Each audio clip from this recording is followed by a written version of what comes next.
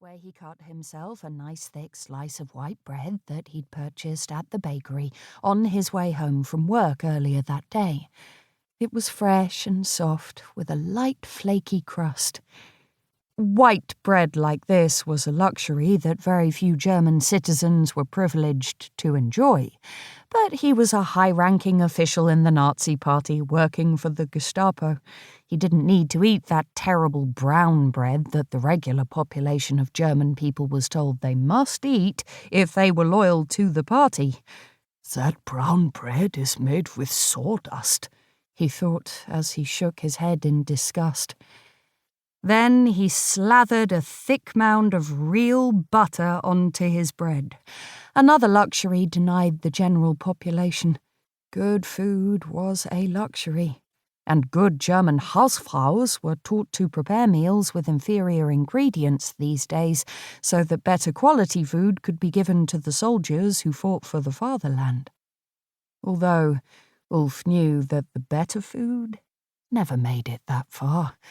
It usually ended up on the tables of the higher-ranking Nazis.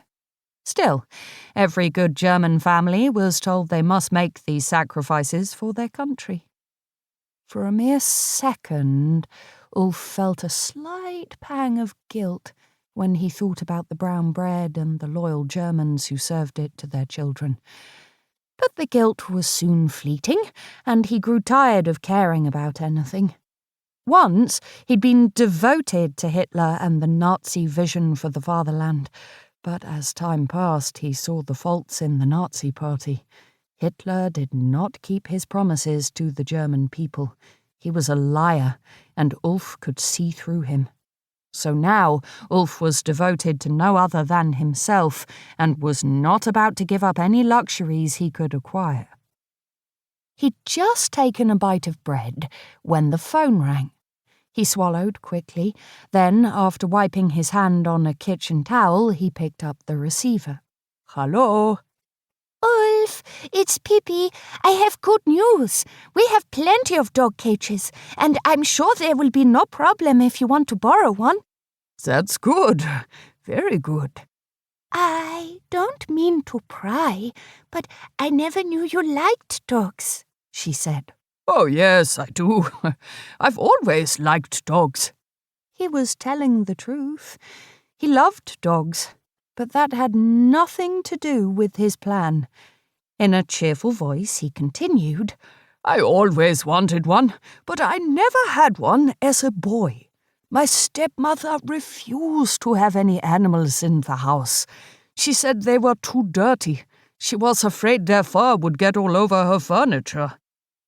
"I love dogs too," Pippi said. "I wouldn't care about fur on my furniture if my husband wanted a dog. I would allow him to have one, and then I would just clean more." Ulf laughed a little, but sometimes she made him uncomfortable. No matter what he said, Pippi always agreed with him. So her reaction to his getting a dog was no surprise, and she was always trying to entice him to ask her out. He pretended not to be aware of her intentions toward him. It was easier than telling her that he found her boring. "Yes, well, I'm quite excited about getting the dog," Ulf said. "What kind are you getting?" "A German Shepherd, of course."